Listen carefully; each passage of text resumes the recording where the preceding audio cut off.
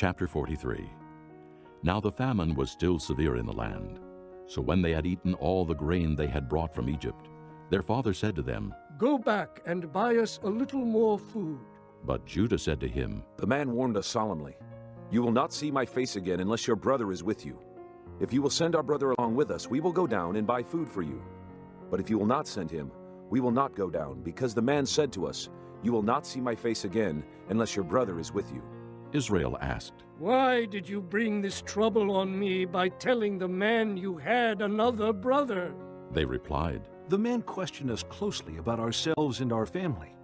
"Is your father still living?" he asked us. "Do you have another brother?" We simply answered his questions. How were we to know he would say, "Bring your brother down here"? Then Judah said to Israel his father, "Send the boy along with me, and we will go at once, so that we and you and our children may live and not die. I myself will guarantee his safety. You can hold me personally responsible for him. If I do not bring him back to you and set him here before you, I will bear the blame before you all my life. As it is, if we had not delayed, we could have gone and returned twice." Then their father Israel said to them, "If it must be, then do this. Put some of the best products of the land in your bags and take them down to the man as a gift. A little balm and a little honey, some spices and myrrh, some pistachio nuts and almonds. Take double the amount of silver with you, for you must return the silver that was put back into the mouths of your sacks. Perhaps it was a mistake. Take your brother also, and go back to the man at once. And may God Almighty grant you mercy before the man, so that he will let your brother and Benjamin come back with you. As for me, if I am bereaved, I am bereaved." So the men took the gifts and doubled the amount of silver, and Benjamin also. They hurried down to Egypt and presented themselves to Joseph. When Joseph saw Benjamin with them, he said to the steward of his house, "Take these men to my house, slaughter an animal and prepare dinner. They're to eat with me at noon." The man did as Joseph told him, and took the men to Joseph's house. Now the men were frightened when they were taken to his house. They thought, We were brought here because of the silver that was put back into our sacks the first time.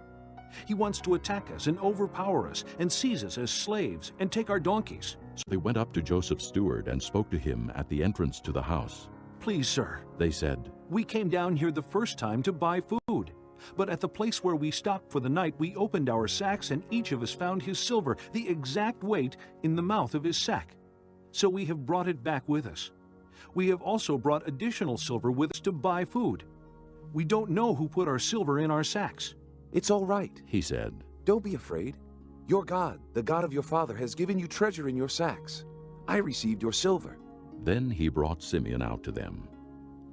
The steward took the men into Joseph's house, gave them water to wash their feet, and provided fodder for their donkeys. They prepared their gifts for Joseph's arrival at noon, because they had heard that they were to eat there.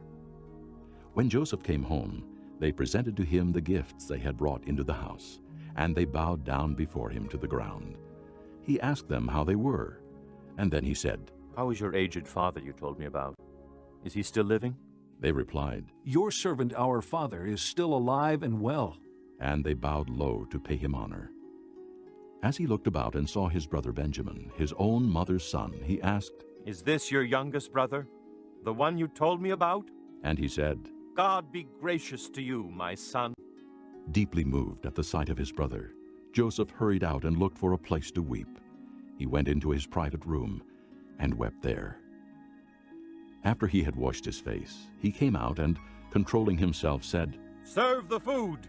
They served him by himself, the brothers by themselves, and the Egyptians who ate with him by themselves, because Egyptians could not eat with Hebrews, for that is detestable to Egyptians. The men had been seated before him in the order of their ages, from the firstborn to the youngest, and they looked at each other in astonishment.